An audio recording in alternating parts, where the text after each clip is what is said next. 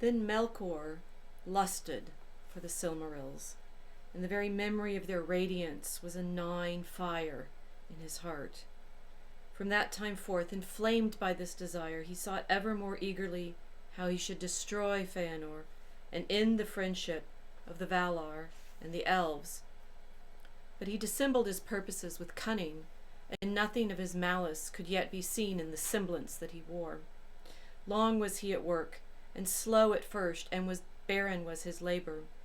But he that sows lies in the end shall not lack of a harvest, and soon he may rest from toil indeed, while others reap and sow in his stead.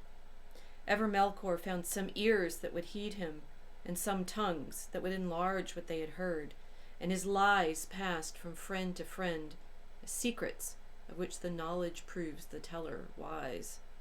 Bitterly did the Noldor atone for the folly of their open ears in the days that followed after. When he saw that many leaned towards him, Melkor would often walk among them, and amid his fair words others were woven, so subtly that many who heard them believed in recollection that they arose from their own thought. Visions he would conjure in their hearts of the mighty realms that they could have ruled at their own will, in power and freedom in the east. And then whispers went abroad that the Valar had brought the Eldar to Aman because of their jealousy, fearing that the beauty of the Quindi and the Maker's power that Ilúvatar bequeathed to them would grow too great for the Valar to govern, as the Elves waxed and spread over the wide lands of the world. Thus, ere the Valar were aware, the peace of Valinor was poisoned. The Noldor began to murmur against them, and many became filled with pride, forgetting how much of what they had and knew came to them in gift from the Valar.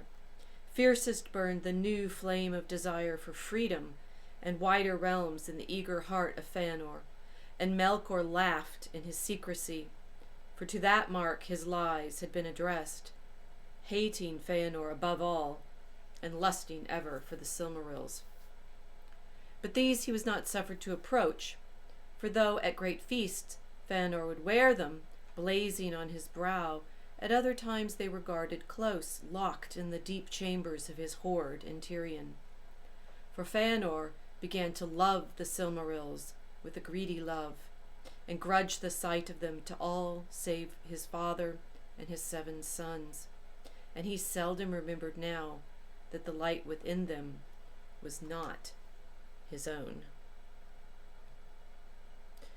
Welcome, I'm Professor Rachel Fulton Brown, and this is The Forge of Tolkien. Why must there be a fall in the story? We are here in Valinor. The trees are giving forth their light, the blended silver and gold of Telerian and Laurelin. The elves have come to live in Valinor and have been gifted with crafts and skills by the Valar, who love them and want nothing but for the elves to enjoy the time living there. Fëanor has been laboring long on a marvelous work, his 3 great jewels, blending the light of the trees. And yet Melkor is there, sowing his lies. Now, Tolkien, the story of Fëanor may not be as familiar to you as the story of Frodo and the Ring, which is curious because it's in fact always part of the same story, but it's also the core of the Silmarillion and the same sort of problem that we have with Frodo and the Ring, which he did not make. And Fëanor made the Silmarils. And this relationship between Fëanor and the Silmarils and what happens next, what we're going to talk about in this episode, was for Tolkien, as he described it in his great letter to Milton Waldman, setting up his entire legendarium, the key, the turning point of the Silmarillion itself. Although he interestingly in the letter he doesn't set it up with the focus on Fëanor that obviously would give to Frodo, but it's there in the story, and that's what we need to be thinking about today. it's interesting that as he's setting up the story, this is in letter 131, if you remember, way back at the beginning of our conversations, I told you about this letter as the one that Tolkien wrote to Waldman, hoping that Collins would publish The Lord of the Rings, and trying to persuade Waldman that he needed the whole thing, right? He needed not just the story with the hobbits in The Lord of the Rings, but also the great arc of the narrative, beginning with the Silmarillion. And so Tolkien was trying to make the pitch to say, look, we need this backstory for the Hobbit story to be appreciated in its fullness. And in particular, that he needed the Silmarillion so as to show the significance of the elves, which curiously don't really play that big of a role in The Lord of the Rings. But as we've been talking about over many episodes now, that the elves were for Tolkien really the center of his own imaginings and wrestling with the theological implications of the creation. Well, we've talked about the fall of the angels, right? And he says, this fall is in a different form as in the Christian myth, but it has to be there, right? And it's an interesting way that Tolkien sets this up in the letter, saying in the cosmogony there is the fall of angels, we should say, though quite in different form, of course, to that of Christian myth. These tales are new; they are not directly derived from other myths and legends, but they must inevitably contain a large measure of ancient widespread motives or elements. After all, I believe that legends and myths are largely made of truth, which he put in quotes, and indeed present aspects of it that can only be received in this mode. And long ago, certain truths and modes of this kind were discovered and must always reappear. It's interesting, always reappear. So he's saying, I've made these myths up. These are my own stories. But there are elements in these stories that are critical to all stories and say fundamental to the existence of stories. And one of the elements of stories is a fall, right? He says there cannot be any story without a fall. All stories are ultimately about the fall, at least not for human minds as we know and have them. That's a pretty powerful claim. He's not saying the best stories or some stories. All stories must have a fall. So he's been laboring now in the Silmarillion. We're actually, not that far. We're just to chapter 7, page 66 or 67. I started reading at 67. So, there's quite a lot of story still to come. But we've been laboring with the Ainur in the creation of Arda. We've seen the fall of Melkor. We've witnessed the awakening of the elves. We've considered the significance of there being creatures of Iluvatar.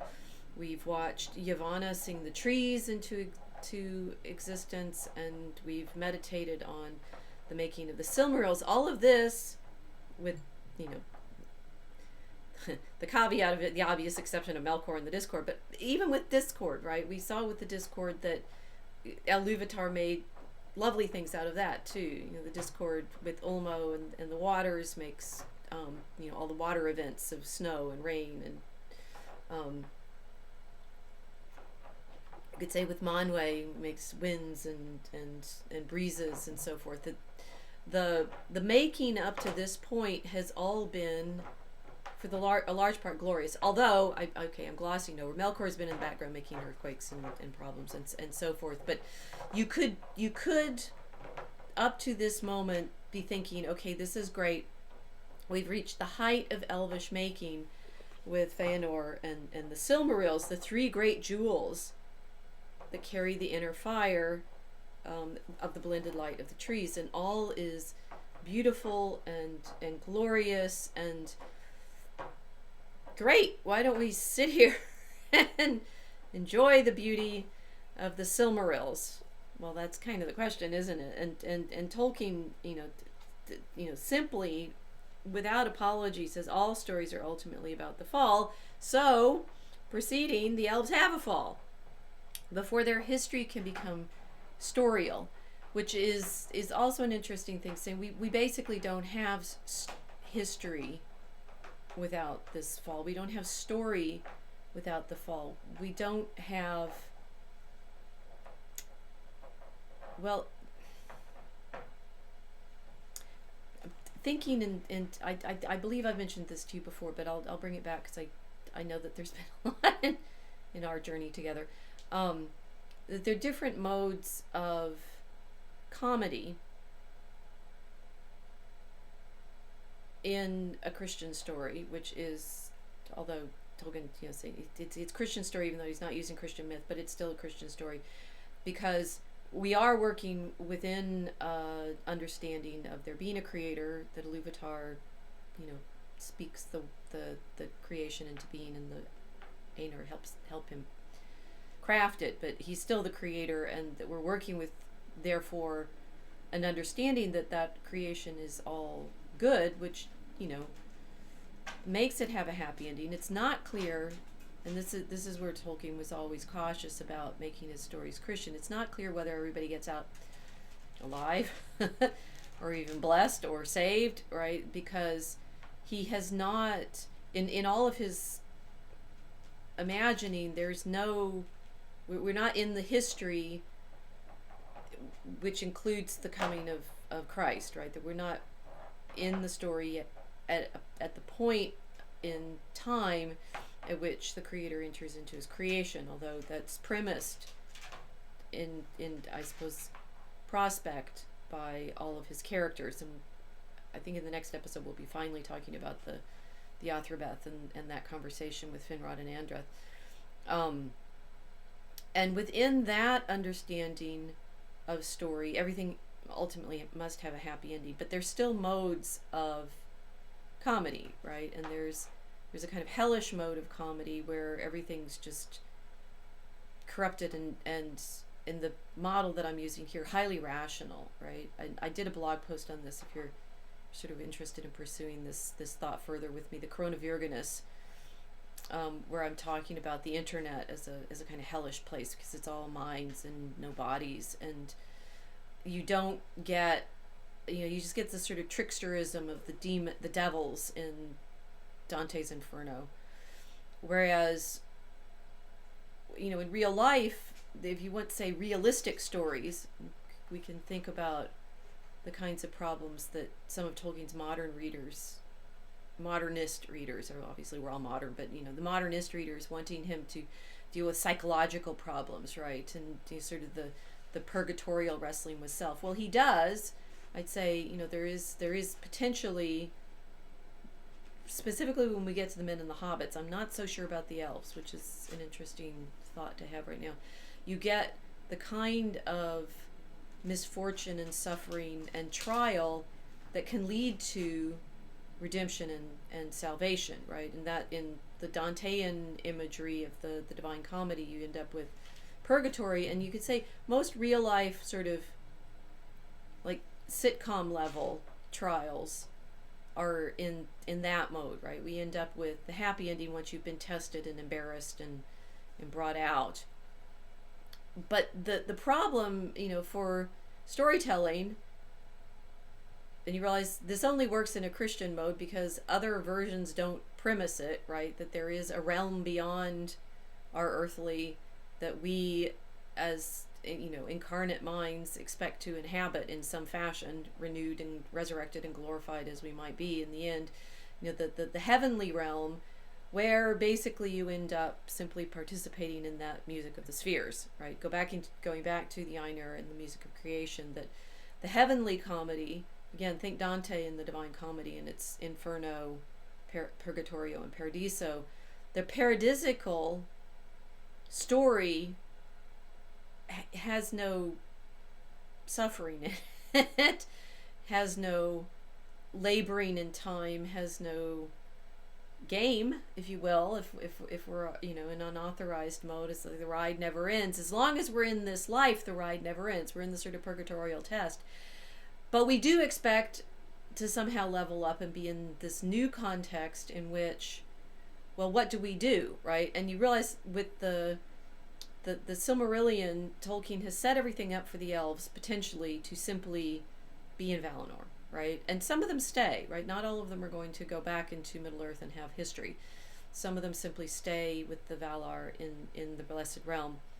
But in order to have it's a curious story problem, that in order to have a story, we must have, and it's like, so what's a fall, right? A falling away from the contemplation of the divine face. I mean, so I'm teaching a course while I'm doing this quarter while I'm doing these episodes, and the course is How to Be Good, and the syllabus you can see on my academic homepage under all my syllabi. If you want more reading, there's always more reading, and this one's a syllabus for How to Be Good, and we were talking about, we've done Confucius and Plato, the Gorgias, and Aristotle's Ethics, and readings from the Old Testament. I highly recommend Numbers. It's very educational. Also Kings and Daniel, so that we get the temple version. The Numbers is in the desert, the temple, and then Daniel in exile in Babylon. And then we read from the New Testament, Acts and Hebrews and some of Paul's letters and the apostolic letters, with the question of what does it mean to be saved, and realizing the promise of salvation is the vision of the divine face, right? And it's like, if it's in Paul's letters in 1 and 2 Corinthians. In 1 Corinthians he talks about, now we see through glass darkly, then we'll see face to face. And in 2 Corinthians he talks about we are now transformed from glory to glory, beholding the face. But one way or another, salvation, the sort of promise of what is it that we get by worshiping our Lord Jesus Christ in wiping away our sins with baptism, and then being able to offer appropriate service to our Lord Jesus Christ. What's the salvation? What's the salvation promise? Well, the promise is to behold God face to face, right? That's what being saved is. That you are no longer blinded by your falling away, your disobedience, your idolatries, the catch-all phrase, right? You're no longer blinded by your worship of things other than God the Father and our Lord Jesus Christ. And the promise, and you think when Stephen is stoned, the first martyr, Stephen, is stoned for first showing the way in which Christ is visible in all of the scriptures, meaning at that point the Old Testament, because they haven't written down the rest of it yet. So Jesus, our Lord Jesus Christ, is visible in all the scriptures, and Stephen, as he's dying, and under the rocks of the Jews that are saying, no, you blaspheme, is granted a vision, right? And I realize now I want to share with you that vision, because I think it's relevant.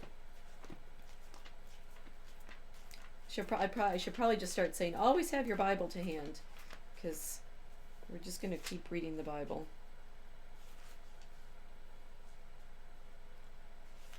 So Stephen is stoned and killed in chapter 7, and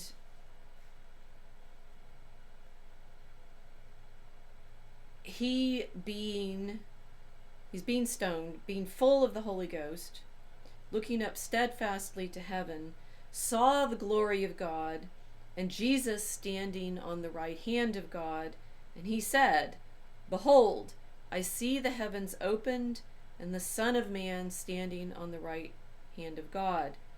And they, crying out with a loud voice, stopped their ears, and with one accord ran violently upon him, and casting him forth without the city, they stoned him, and the witnesses laid down their garments at the feet of a young man whose name was Saul. And they stoned Stephen, invoking and saying, "Lord Jesus, receive my spirit."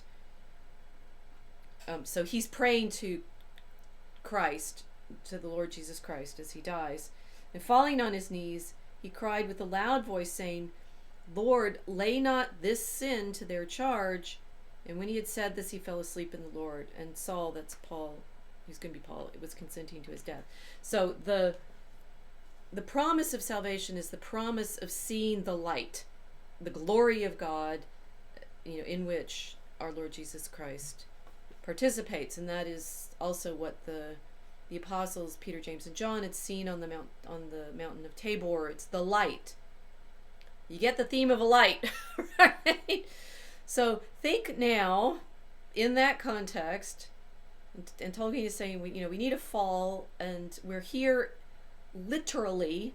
Remember, we're talking in the way Professor Flieger has taught us to think about the way in which Tolkien uses these metaphors, right? That he makes light literally, metaphorically, and symbolically real, right? That he uses the light. So as artifacts, the Silmarils embody light as a physical reality.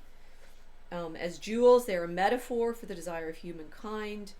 And as symbols, they're embodiments of the power of light, right? So they're the Silmarils themselves, which Fëanor has just made, and which Melkor is now lusting after in our story, are incarnate light, right? And that is the light of these trees that are in the blessed realm, the blending of the gold and the silver, the basically the heavenly light, which the elves have been brought to participate in by the Valar inviting them there. And now what happens in the story is Melkor, lusting for the Silmarils, wants to end the friendship between the Valar and the elves, and he starts telling lies. Specifically, he starts telling the Noldor lies about why the Valar brought them there, specifically that the Valar, he says, were jealous of the Quindi and the Maker's power that Iluvatar bequeathed to them, right?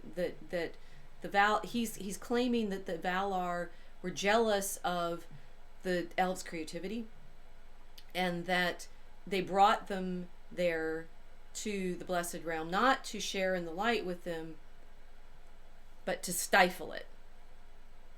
Okay, and so Tolkien has set this all up and is telling us that there is no story without a fall, and the elves are going to have a fall, right? Before their history can become storial.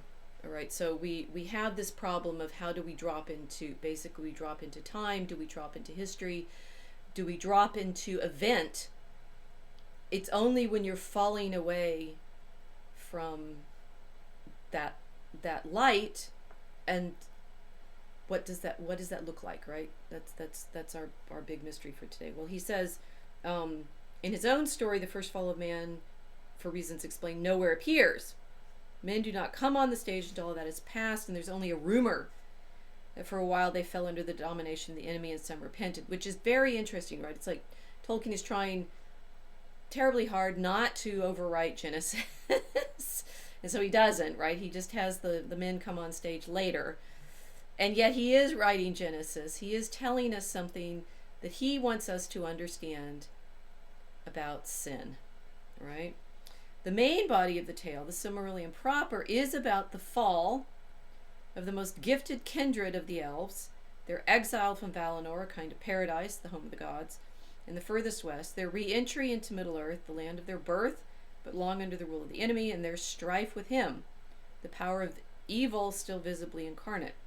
It receives its name because the events are all threaded upon the fate and significance of the Silmarilli, radiance of pure light, or primeval jewels. By the making of the gems, the subcreative function of the elves is chiefly symbolized, but the Silmarilli were more than just beautiful things as such. There was light. There was the light of Valinor made visible in the two trees of silver and gold. These were slain by the enemy out of malice. Got a bit of foreshadowing here for the rest of our discussion today. And Valinor was darkened, though from them, ere they died utterly, were derived the lights of sun and moon. A marked difference here between these legends and most others is that the sun is not a divine symbol. That's interesting, right? It's like the light of the trees, the gold and silver of Lorelin and Telperion, is not the sun and moon. And remember when we talked about the trees themselves, you get the flower and the fruit from the trees that were going to become the sun and the moon. And as Tolkien is telling Waldman here, the light, the sun is not a divine symbol, but a second best thing. And the light of the sun, the world under the sun, becomes terms for a fallen world, a dislocated and imperfect vision. So how does this fall come about? Well, somebody has to sin, right? And we have to think about what the nature of that sinning was. Now, Tolkien paraphrases it for Waldman here, so we'll set this up. The chief artificer of the elves, Fëanor, had imprisoned the light of Valinor in the three supreme jewels, the Silmarils, before the trees were sullied or slain. This light thus lived thereafter only in these gems. The fall of the elves comes about through the possessive attitude of Fëanor and his 7 sons to these gems. They are captured by the enemy, set in his iron crown, and guard in his impenetrable stronghold. The sons of Fëanor take a terrible and blasphemous oath of enmity and vengeance against all or any or even of the gods who dares to claim any part or right in the Silmarils. They pervert the greater part of their kindred who rebel against the gods and depart from paradise and go to make hopeless war on the enemy. The first fruit of their fall is war in paradise, the slaying of elves by elves, and this in their evil oath dogs them all their later heroism, generating treacheries and undoing all victories. The Silmarillion is the history of the war of the exiled elves against the enemy, which all takes place in the northwest of the world, Middle Earth. So about, the elves having a good time. In fact, it's over, right? And that's what's fascinating about, thinking at any point that Tolkien has set the elves up to have a better existence than the human beings because they're long lived and they're artistic and they're beautiful. And every time I teach every time I teach the course, when we get to have the costume party, say, what would you like to be? And I want to be elves. I want to be an elf. Actually, a lot of them want to be hobbits, but smart. They understand what's coming. That wanting to be an elf, if you're really paying attention in Tolkien's story, is for the most part wanting to be under a doom, right? And the doom is brought about by Fëanor and his sons and everybody who followed them. Interestingly, Galadriel goes along with them, but she doesn't take the oath, so she's like penitent but not as bad. In any case, that the majority of the elves in the stories are I'm sorry, I forgot what I was thinking there. I've got a terrible headache today, which I hope is not showing.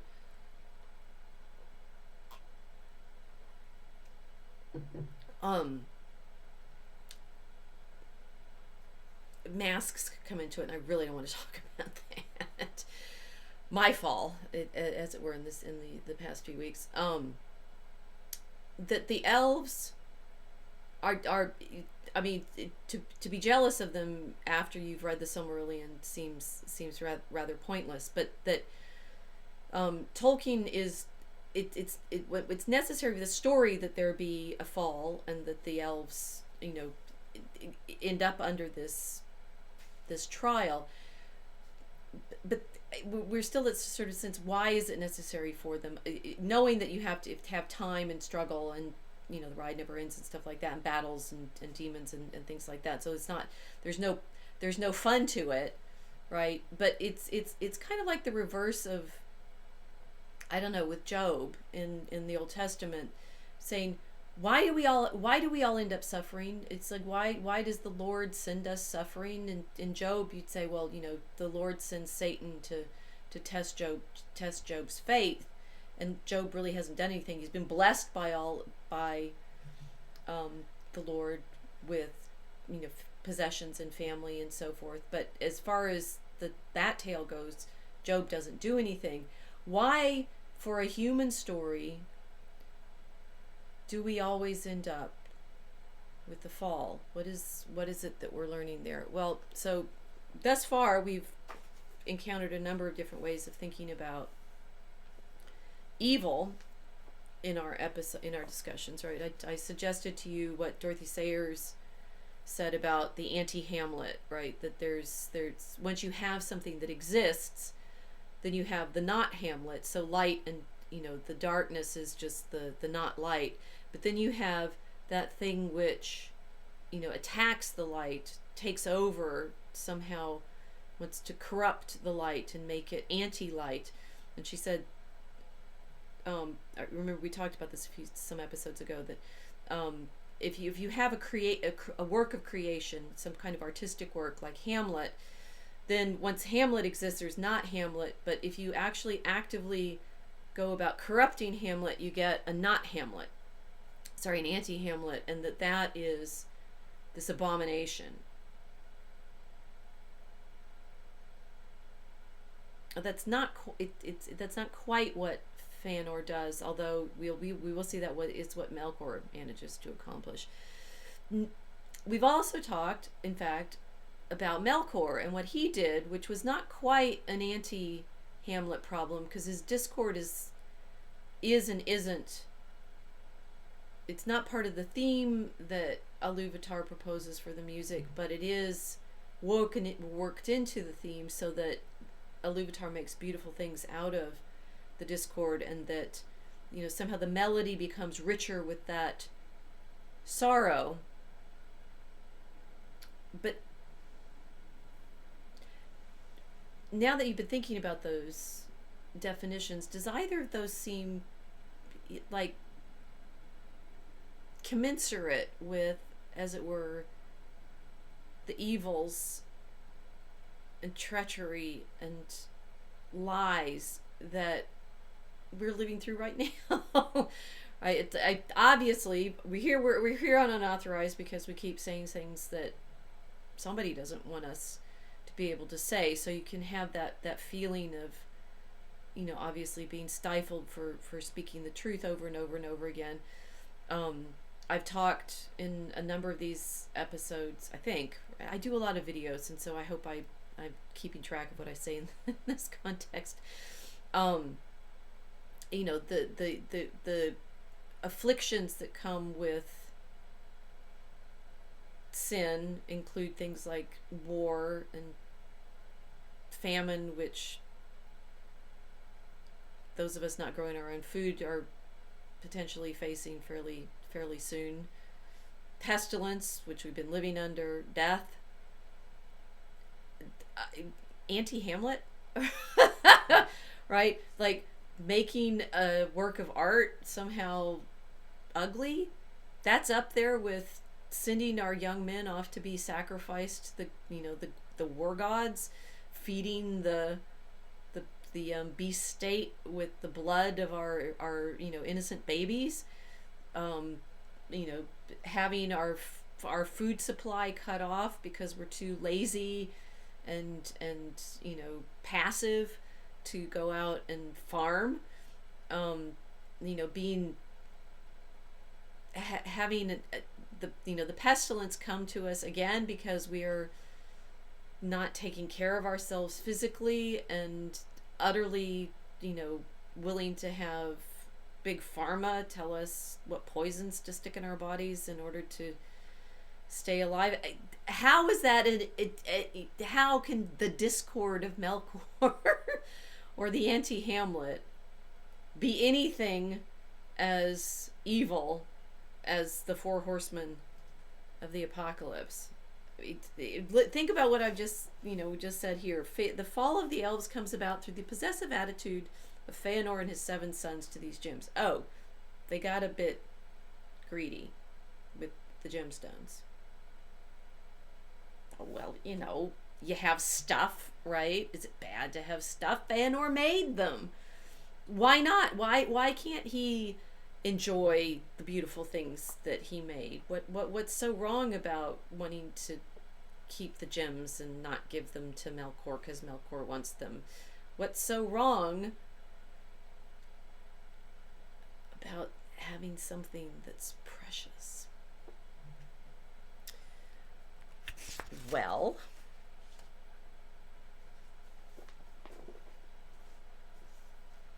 Fëanor began to love the Silmarils with a greedy love, and grudged the sight of them to all save his father and his 7 sons, to all save to his father and his 7 sons. He seldom remembered now that the light within them was not his own.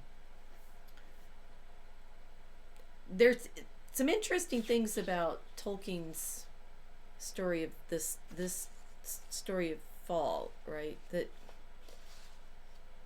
there's no women. Well, there's no Eve. It's like Tolkien has very purposefully not set this up to look like Genesis. There's some trees, and but neither is there. There's not a prohibition, although it's like the way Tolkien has set this up. He does at one point say there's no fall without a ban. Every story of man. Now I've blanked on where he says that. I'm sorry, I know he says that somewhere, that there's all stories of human beings have to have some kind of ban that we then go against. But Fëanor doesn't seem to have, there's no ban that he's gone against. There's no battle between the sexes set up, whether or not Eve listens to the serpent and Adam should have ruled over her correctly. The tensions don't seem to be the ones that Genesis is pointing to.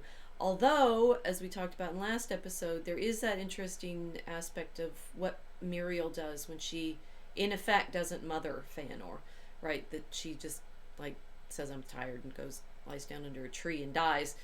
And that Tolkien seems to be suggesting is part of Fëanor's fall, but not really. And that, Fëanor, he loves his father intensely, and he loves his own sons, but his wife, who gave him those sons, simply isn't mentioned in this. So she's not doing a Lady Macbeth behind the scenes and telling him that he needs to assert himself and stuff like that. This is all on Fëanor.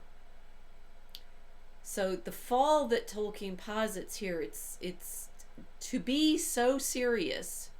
And this I find this sort of interesting meditation, to be so serious that it drives the rest of the history, literally drives the history of the elves, drives the rest of the story in the Silmarillion till its conclusion with Arundel going and pleading on behalf of Middle Earth with the Silmaril on his brow, right? So the return of the light to the Blessed Realm from having been taken by Morgoth, which we can find out how. This has got to equal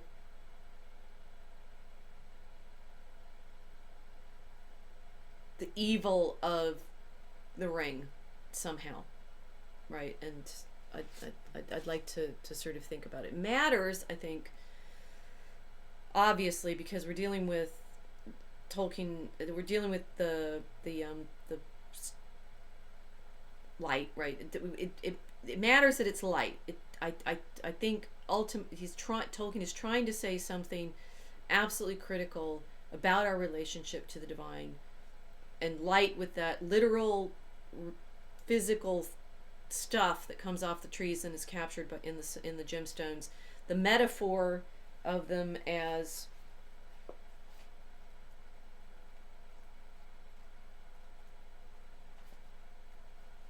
right, what Flieger says, desire of humankind for beauty, and negative of this desire, possessiveness, covetousness, selfishness. So the metaphor of the virtuous desire and vicious grasping, and then the symbolism of that power of light. Everything is in what happens for it to be Fëanor's fall has to come around that he's forgotten that the light was not his, right? Well, first he becomes possessive, and he refuses to let anybody see the Silmarils except for his father and his sons.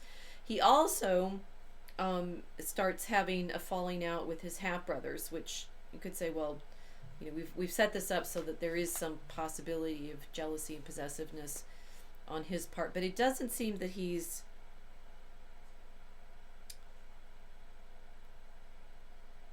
upset with anything his father does in relation to supporting his half-brother Fingolfin or anything like that. It's just Melkor, with his lies, and you can say Melkor is obviously playing the kind of serpent role here, but he's more like a Wormtongue figure in the sowing dissension, right? And he's literally, sowing lies in the ears of the Noldor, and the effect of his lies is to make them jealous of each other, right? So they have everything that they could possibly want to have, to enjoy. They're in bliss in Valinor, and yet having absolutely everything they need, this joyful, glorious existence that they've been invited to in Valinor.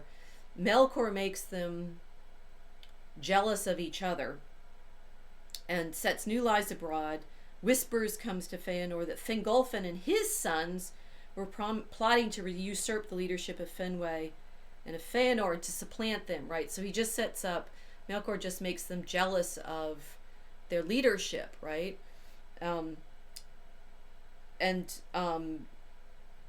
He makes it sound like the Valar were ill-pleased that the Silmarils lay in Tirion were not committed to their keeping. Make that Melkor saying that, right?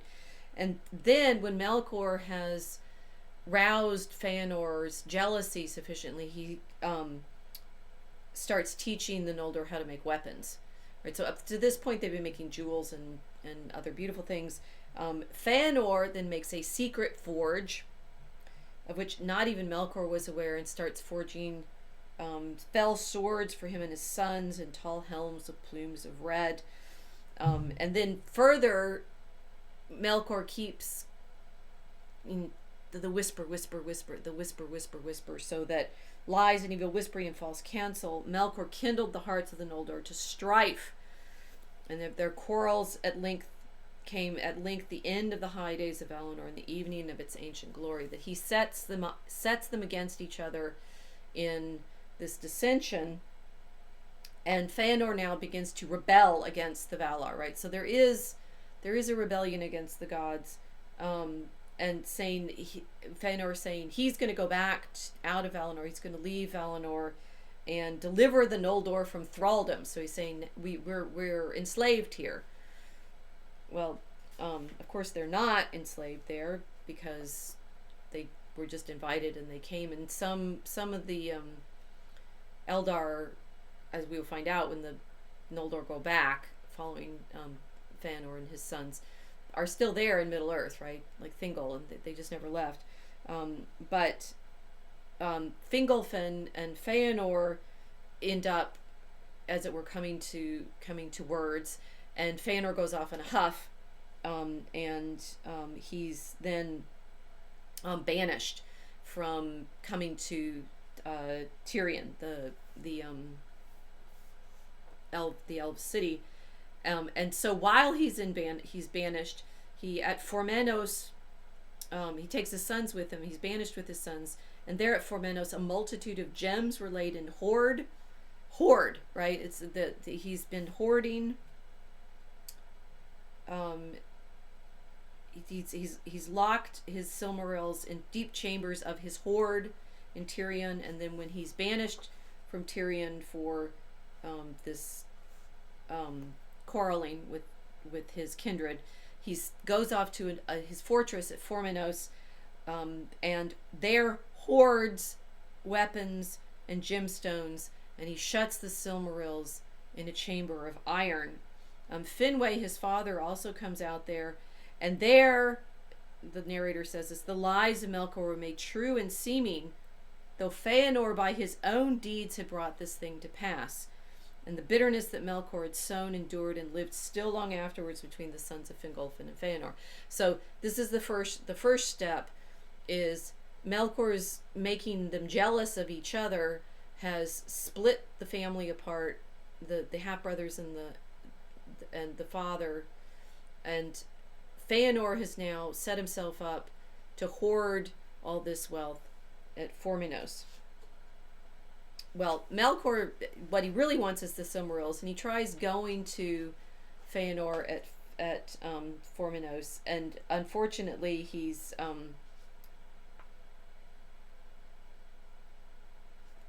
Melkor's not as cunning as, interestingly, Melkor's not as cunning as he thinks he is. I mean, he's one of the Valar, right? But he tries too hard, and Fëanor sees through Melkor's counseling him this time, and at this point he sees how Melkor is lusting for the Silmarils, and um, he says, "Get away from me!" Right?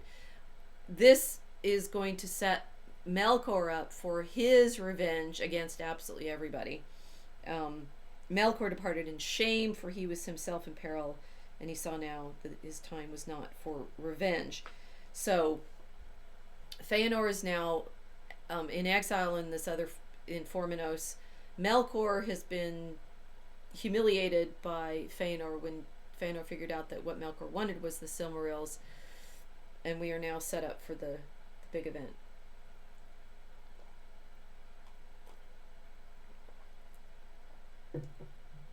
So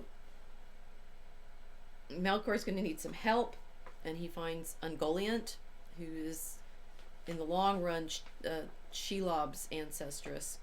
Ungoliant is our anti-light in the narrative, that she's like a spider. She's a spider of monstrous form. She took shape as a spider of monstrous form. It's like not actually a spider, but in spider shape. And weaves black webs in a cleft of the mountains. There she sucked up all the light she could find and spun it forth again in dark nets of strangling gloom until no more light could come to her abode, and she was famished. So Ungoliant, who Melkor is going to, like, she just shows up, right? There's the Eldor knew not whence she came, but some have said in ages long before she descended from the darkness that lies about Arda, but then she wanted to be her own mistress and has set up herself in these mountains. And Melkor comes to her and persuades her to help him, and he says, "I'll feed you, right? Do as I bid, and I will feed you." And she weaves about them this cloak of darkness and unlight, which things seemed to be no more, and which eyes could not pierce, for it was void. Now here we have Ungoliant, the unlight, and Melkor in his jealousy and his shame. Meanwhile, Fëanor, the Valar are having a festival. It's a high priest for the praising of Eru, when all the peoples of Valinor poured forth in joy, in music and song upon Tanicatel. And the Valar are inviting the Eldar to come to the feast with them and sing and rejoice and praise Eru.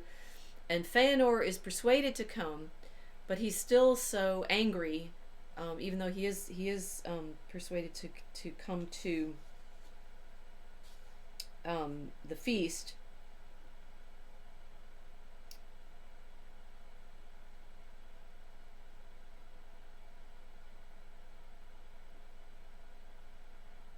He leaves the Silmarils locked in Formenos in their chamber of iron, right? So he's hoarded away the light, the Silmarils. He's persuaded to come to this feast, but interestingly, his father and his sons don't come. So it's just Fëanor there at the feast. And weirdly enough, and I always find this a little strange, they're there all at the feast, and the trees are left, as it were, unguarded. And in this moment of all of the feasting, and Fëanor away from Formenos, where the Silmarils still are, Melkor and Ungoliant just show up, and she kills the trees, drinks their light, and that's that, right? It's really rather abrupt. At that very hour of the mingling of the trees, Melkor and Ungoliant came hastening over the fields of Valinor as the shadow of a black cloud upon the wind fleets over the sunlit earth. And they came before the green mound Azolohar. Then the unlight of Ungoliant rose up even to the roots of the trees, and Melkor sprang upon the mound. And with his black spear he smote each tree to its core, wounded them deep, and their sap poured forth as it were their blood, and was spilled upon the ground. But Ungoliant sucked it up, and going then from tree to tree, she set her black beak to their wounds till they were drained. And the poison of death that was in her went into their tissues and withered them root and branch and leaf, and they died. And still she thirsted, and going to the wells of Varda, she drank them dry. But Ungoliant belched forth black vapors as she drank, and swelled to a shape so vast and hideous that Melkor was afraid. So the great darkness fell upon Valinor. The light failed, but the darkness that followed was more than the loss of light. In that hour was made a darkness that seemed not lack, but a thing with being of its own. For it indeed was made by malice out of light, and it had power to pierce the eye, and to enter heart and mind, and strangle the very will. Okay, so this is the moment of Fëanor's test is upon him. Ungoliant has just sucked all of the light out of the trees. They're withered up. She's drunk the wells of Varda, and this anti-light, it's worse than unlight. It's the not a lack, a darkness that's not a lack of thing, but a darkness with being of its own has now fallen over Arda, because there is no other light. There's no sun or moon. There's this absolute dark, existent darkness, and the only light, the absolute only light that's still left, I mean there's stars, but the only light of the trees that is still left is locked in the Silmarils that are locked at the fortress in their hoard of, their iron chamber of iron, right? And now Fëanor is going to be given a choice. What will Fëanor do? And I mean, I say that this is as critical a moment.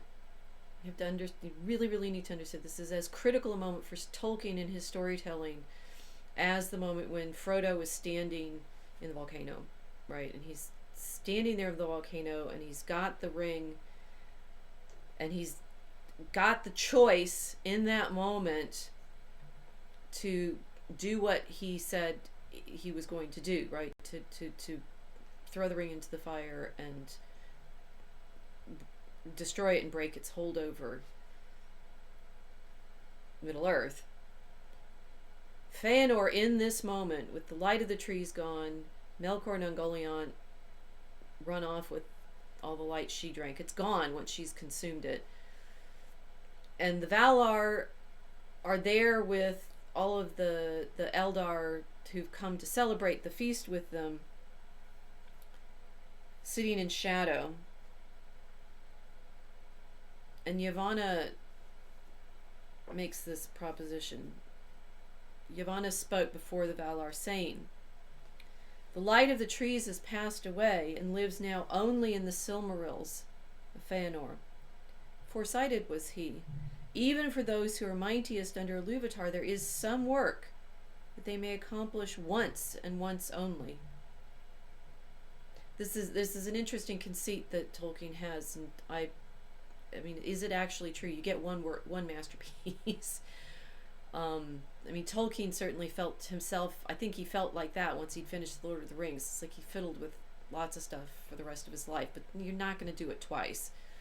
And I mean, this is to a certain extent what he gave Miriel in giving birth to Fëanor. It's like she goes and lies down under the trees and dies because it's just like, that's it. I gave birth to the spirit of fire, and I can't do, that's everything I had. I put into that one work. I a little bit reflect on that with my most recent book, My Marrying the Art of Prayer. It's like I don't know what I can write that's going to have the fire that really went into writing that book. And is this just true? Is there not another book? Is there not another work? Well, what Yavanna is suggesting here is no, there is in our life one thing that is the thing that we only can do once.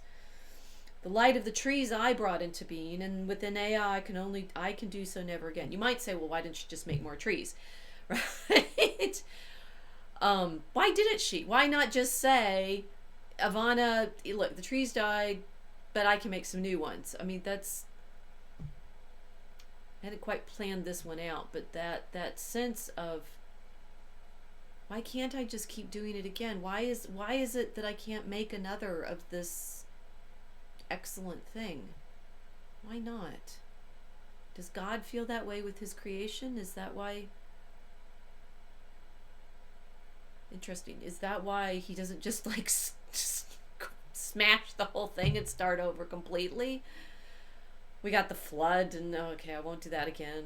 I'll send fire and stuff like that. But interesting that God doesn't just, for goodness sake, smack the daylights out of all of us, big bang us out of existence, and start over, which I suppose in some mythologies does happen. Why doesn't God just say, I messed up? Maybe because his creation, the world that we live in, is his one great work. Do we limit God in that way?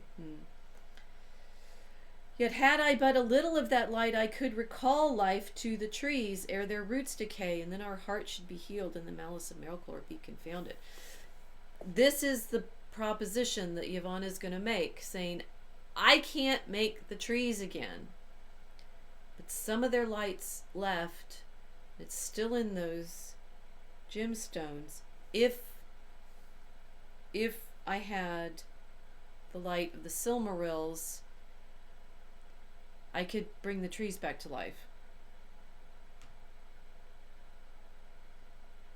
And everybody, it's like Manwe says, will you do, Fëanor, will you do what she asks? And there's a long silence. And Tolka tries to, say something. Are you going to say yes or not? And the one of the Valar that comes to Fëanor's defense in this moment is Ale, the Maker. Ale the Maker said, be not hasty, we ask a greater thing than thou knowest. Let him have peace yet a while. Ale, who makes stuff, who made the dwarves and offered to destroy them when Iluvatar said, you've gone against my purposes in creating these dwarves, creating creatures. Ale the Maker understands what it would mean for Fëanor to give them the Silmarils and use it. And Fëanor spoke then and cried bitterly. For the less, even as for the greater, there is some deed that he may accomplish but once only. And in that deed his heart shall rest.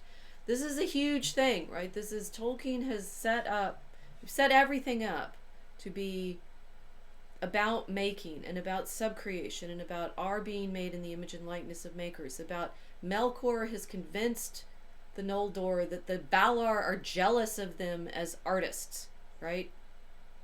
This is all always swirling around this problem of making an art. And now we've introduced this premise that there may be something in your craft that you can't do twice, right? There's not a repeat of the trees for Yavanna, of the Silmarils for Fëanor. And he says, it may be that I can unlock my jewels, but never again shall I make their like. And if I must break them, I shall break my heart, and I shall be slain. First of all, the Eldar and Aman. Now, technically, there's a lot of ways, and that's not true, because his mother is sort of dead as in not dead. But he's saying, if you make me break the jewels, I will die. I'm so caught up in this work of mine that it would kill me to destroy them. And Mando says not the first, but they don't know what he means. What has in fact happened is Melkor, well, I won't tell you that yet. Okay, it's not quite Mondos has this he knows because he's got the spirit in his keeping already. And again there was silence, where Fëanor brooded in the dark. It seemed to him that he was beset in a ring of enemies. And the words of Melkor returned to him, saying that the Silmarils were not safe if the Valar would possess them. And is he not Vala, as are they? Said his thought. And does not he understand their hearts? Yea, a thief shall reveal thieves. Then he cried aloud. And note how this echoes what Frodo says at the volcano, right? If you know your Lord of the Rings, this echoes what Frodo says on the. Then Fëanor cried aloud, "This thing I will not do of free will. But if the Valar will constrain me, then shall I know indeed that Melkor is of their kindred." Then Mandos said, "Thou hast spoken." And Nienna rose and went up onto Azolahar and cast back her grey hood, and with her tears washed away the defilements of Ungoliant. And she sang in mourning for the bitterness of the world and the marring of Arda. This thing I will not do of free will, but if you force me to do it, I'll know you're thieves. And it's in that moment that Mandos proclaims, the judgment is done, right? Thou hast spoken. That's it. Now, from here, that moment after, Fëanor is doomed. He's fallen. It's a very interesting fall, right? Because it's not the fall, or is it, of Genesis, when the serpent, they say here, Melkor's been there in the garden, as it were, tempting the Noldor with dissension and lies, and saying the Valar are jealous of you as makers. And in Genesis, the serpent comes and tells Eve, eat of this tree and you'll know good and evil and be like gods, and that God didn't want you to eat of that because then you'll be like him, right? You'll be jealous. That Tolkien has set it up here that what Fëanor thinks is that the Valar are jealous of him as a maker. The Valar are jealous of him as a maker, and he says, if you force me to destroy the thing I've made, then I'll know you're thieves, like Melkor. Now, there's a whole sort of cascade of things that come after this. That first, what Fëanor finds out almost immediately, that what Mandos was saying, not the first, is that his father, Finwë, has been killed by Melkor, because what Melkor did after he, in the darkness that has fallen because the trees are gone, he's gone to Formenos, killed Finwë before the doors of Formenos, and this is the first slain in the Blessed Realm, right? So, I mean, what's interesting, so Melkor kills Finwë, that one of the Valar kills the first elf, and that's this first blood. For Finwë alone had not fled from him, and when Finwë is killed, Melkor takes the Silmarils and all the other jewels of Formenos, and at that moment Fëanor rises up, and lifting up his hand before Manwë, he cursed Melkor, naming him Morgoth, the black foe of this world, of the world, and it's that by that name that Melkor is known ever after. So he becomes Morgoth. For in fact, Fëanor now is quite distressed, because it says, for his father was dearer to him than the light of Valinor or the peerless works of his hands, and who among sons of elves or of men have held their fathers of greater worth. And this, I think, it's Fëanor wouldn't let the Valar break the Silmarils, but his father was in fact dearer to him than all the light of Valinor. I don't know how to parse that, because he's maybe now he's realized that in not letting them break the Silmarils. But here's the trick: there was no choice, right? It's like it's like when the Valar are pressing Fëanor over, will you let us use the Silmarils to heal the trees? The Silmarils have already been taken by Melkor. Finwë's been killed. The Silmarils are gone, and so interestingly enough, and some of this I get from Fleeger's close reading to think about it. In the moment in which Fëanor is given this choice, there really is no choice. He doesn't have the Silmarils are not his to dispense with anymore because Melkor's already stolen them. So he's saying, I'll know you're thieves, and Melkor has actually already stolen the Silmarils. So what difference does it make to the story whether or not Fëanor of his free will would have let Yavanna use them to heal the trees? Well, it makes all the difference to him, right, to his soul. And the test in that moment, I mean, with Frodo, it's like if he doesn't throw the ring in, well, what's interesting, if he doesn't throw the ring into the fire, and it's only because he's had pity on Gollum previously that Gollum is there to bite his finger off and fall into the Mount Doom. We'll talk about this a lot once we get to that moment. For Fëanor, the reverse is in fact happened. There's no way, even though he says no, nothing that he's done can save. There's no saving Valinor or the trees in this moment. Possibly because he's in fact been so possessive, and they're there. He's been so possessive, and they're still locked back at Formenos, and so he loses his father because he had refused to wear if he'd worn the Silmarils to the feast, he would have had them when Melkor and Ungoliant came and killed the trees, and so they would have been able to heal the trees. So if he hadn't been so possessive, he'd already made his choice when he left the Silmarils locked in their chamber of iron. All right. Well, and then he's cursed Melkor, and the story sort of ripples on from there, right? That first Fëanor, once he gets back to Formenos and realizes that the gemstones are gone already, he then vows war on Morgoth, and promises that he will pursue him to get the Silmarils back.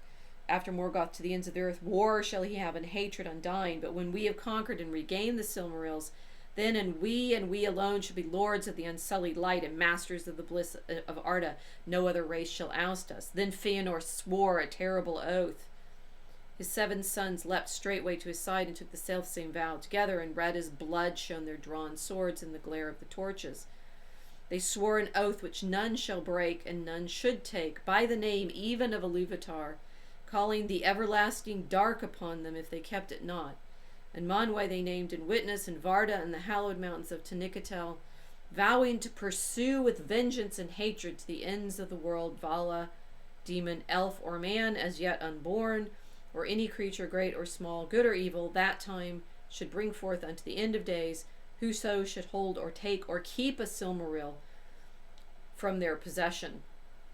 So what Fëanor and his sons swear is like the intensification of what he'd already decided several times over, is that Silmaril mine, or the sons, and that they would inherit it. But if anybody, Vala, demon, elf, or man, should have the Silmaril in their possession, that they would be at war with them. So they've now, by their possessiveness, sworn an oath by Iluvatar that they would fight everybody.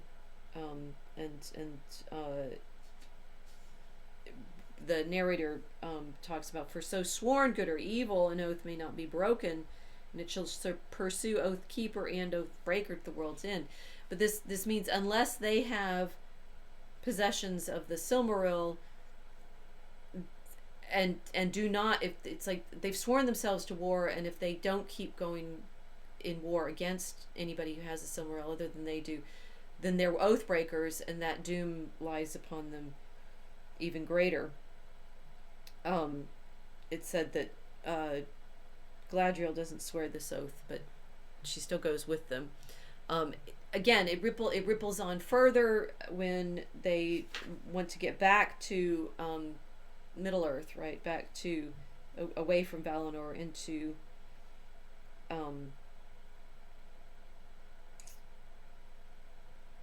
the sort of ordinary lands, and they go to their kin who are living on the seashore and have built ships, and these ships, as the Teleri tell them, these are for us the gems. They're the things that we can make, and we can't make the same ever again. And Fëanor, so set on pursuing Melkor and regaining the possession of this light that he now says is mine. Then it's interesting. It's like, which point is this? There's no turning back. There's sort of no turning back from the moment when Fëanor says, you can't force me to break the Silmarils. I'll declare you thieves. And then nothing good. It's like nothing good comes out ever after that. Fëanor falls upon the sword. They draw swords and they fall upon their own kin, the Teleri, who have the ships that they need in order to get back to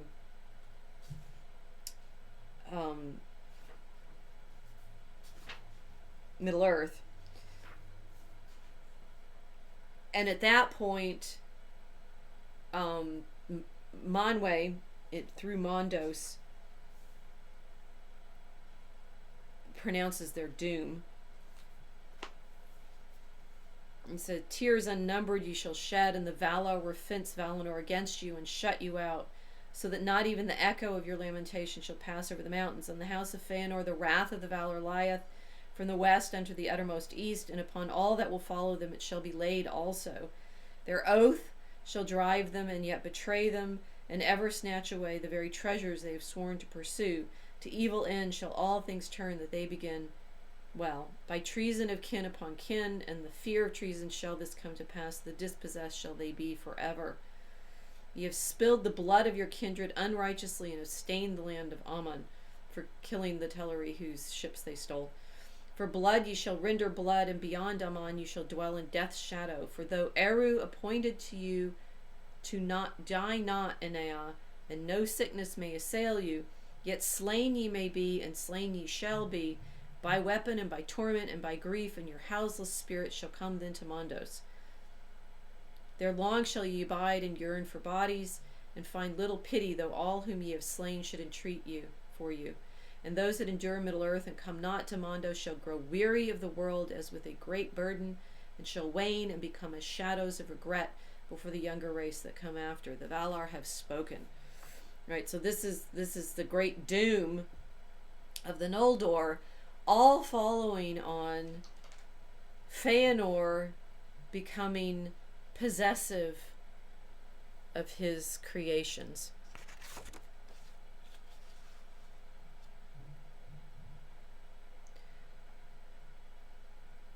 Why should possessiveness of one's art have such dire consequences? Right? And this is, Tolkien says this, got my books falling all over the place. You can say, this isn't covetousness of somebody else's works. Although you could say Melkor was covetous and jealous. This is Fëanor insisting that the Silmarils, which he did make, it's his work, but they're filled with a light that he didn't make. So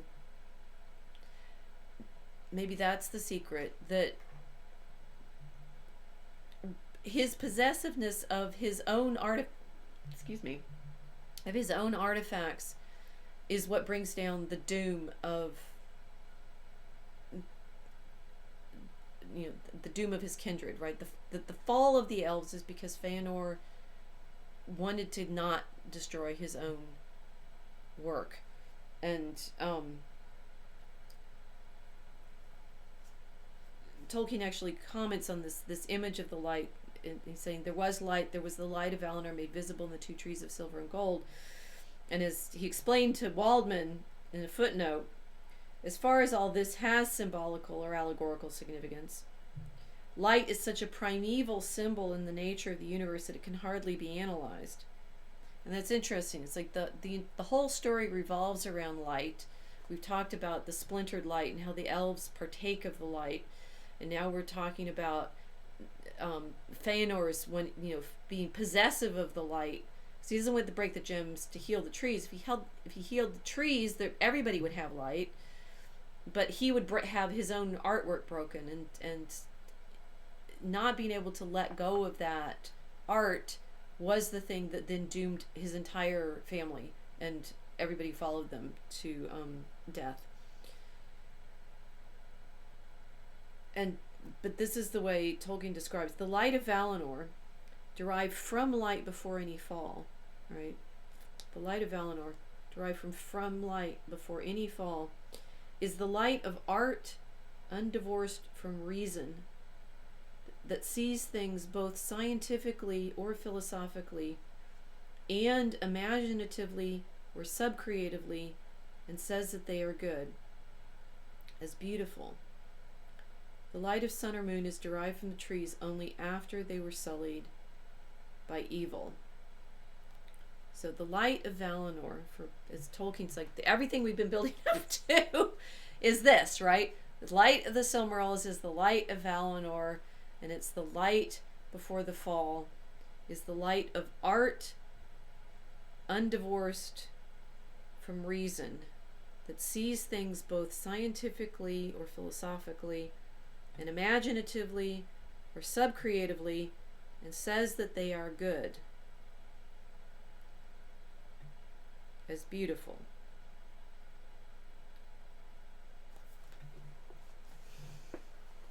Tolkien was desperately worried about sin, and he was desperately worried about understanding why our life now has such not just sorrow, but why is it so ugly, right? You think about everything that Tolkien was always worried about was, if you just know the Lord of the Rings, it's like Saruman and Isengard and the orcs, and everything's ugly. Why is everything so ugly all the time?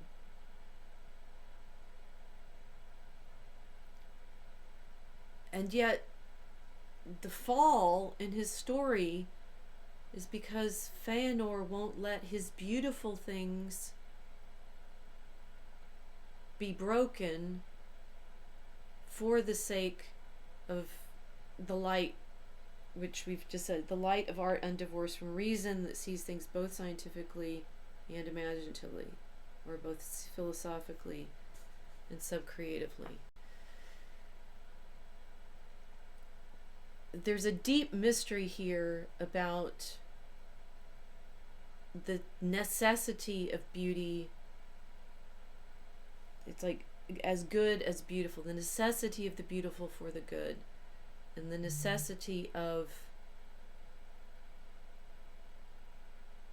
our making things with free will, which Fëanor says, you can't make me destroy the stuff of my own free will. And in fact, the Valar can't, but they don't. They just say, okay, you've made your decision. And that God won't force us. Is that what Tolkien is saying? I mean, the easy version here is don't get possessive of your art. Right? And in the chapter that Figure's talking about here is making versus hoarding, right? That the problem that Fëanor is illustrating is that desire to lock the Silmarils away in his hoard. He hoards them. They are in that chamber of iron, and the hoarding and it is not, this is not, like, don't hide your light under a bushel, right? That's vastly too simplistic, because Aula recognizes that Yavanna is asking a lot of Fëanor to say, break your gems. So there must be something bigger in it than just it's bigger than greed, and it's bigger than, I think it's, and I do have this in my notes, but I'm trying to wrestle it out right now.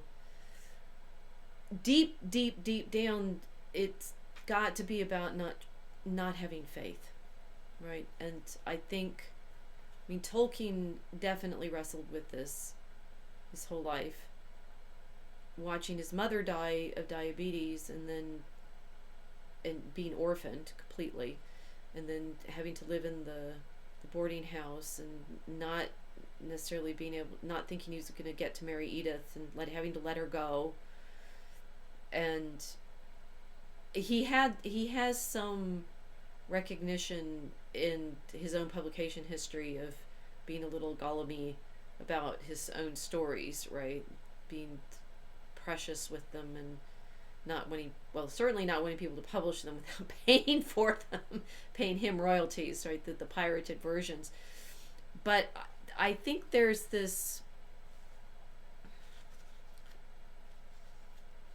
I was trying to figure out how to get this to the level of the sorts of, desire for control over domination of other wills that the ring is possessing, because the Valar do not try to force Fëanor, right? They doom him because he has sworn this terrible oath against Morgoth, and rather than, it's not clear. It's like, is it right to simply let Morgoth run off at the only light of the trees that there is? Because we don't have the sun and the moon yet, so there's no light. Everybody's in darkness. What should Fëanor have done? The sin there of the possessiveness, and of the reality of what the light is, and what I was talking about at the beginning with salvation as, in fact, seeing the light, seeing God in his glory, seeing the light that is that promise that we will see the face of, see not in a mirror, not in a glass darkly, but then face to face, the glory. And glory is that light. And somehow the light of Valinor is that light, the light before the fall, not of God, but of the glory of what we are intended to be as sub-creators, making both technically, scientifically, and imaginatively, sub-creatively, right? It's the light of art undivorced from reason. And that is captured somehow in the Silmarils, and that the thing that Fëanor needed to do was let go of that light so that the whole world could be reborn in it.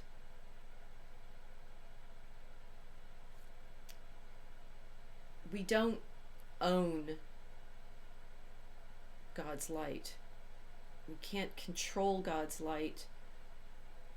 The light belongs, as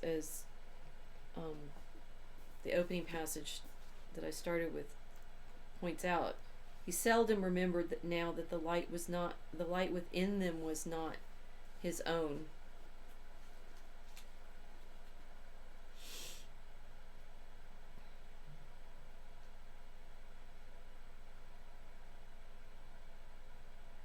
Trying to relate this to Anthony Fauci, right? And the sort of horrible darkening that we've seen over the last year of the image and likeness in which we're made, and that we're all being told that we have to mask up and cover our faces. And this came into the conversation that I had with my class on how to be good and the saved, and we're looking at icons of Christ versus this odd little image that I found of Fauci as Saint Fauci, and that horrible, coercive,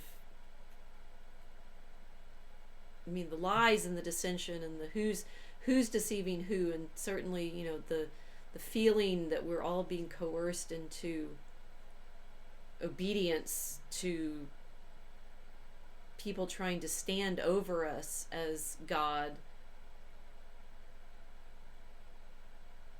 I know that there's a moment in all of this when somehow we are Fëanor, not wanting to let go of the gems that hold the light that isn't ours to hold.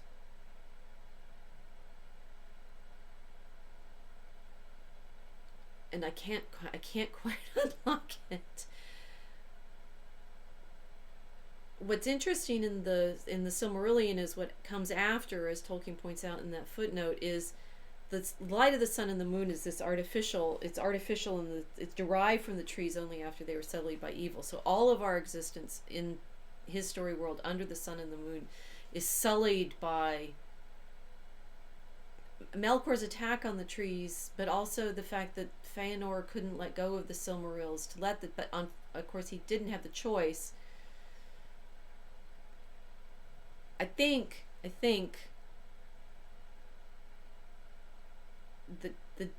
this is the best I got when I was thinking through this to talk to you. The best I can get is we've got to trust God. There has got to be that moment that we get to when we truly understand what Jesus said about he who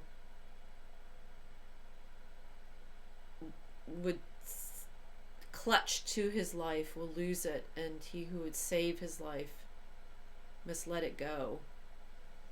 And that I've been wrestling with this a lot. I wrestle with it regularly. I'm sure many of you do all the time right now. If I can just save the little bit of light that I have in my life, then I'll be safe. And that clutching is going to be the thing that dooms us. Even more so. I mean, I do think it's the elvish, artistic, scientific reflection of Adam and Eve's desire to be like gods, which is easy to, we're practiced at explaining that. It's desire to control everything by way of, what the fallen angels end up teaching the human beings, cosmetics and weaponry and so forth. But the Christian version of being able to trust, even if it feels like this is the only thing I'm ever going to be able to make.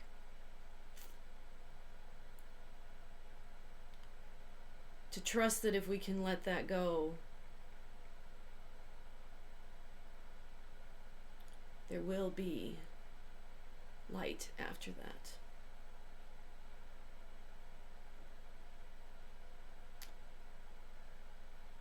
Think what we need to be able to let go for God's light to stream into our lives.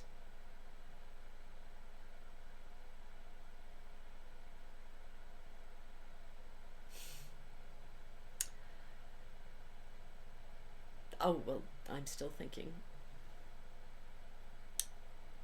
Thank you for joining me. More stories next time. To be continued. There will be light.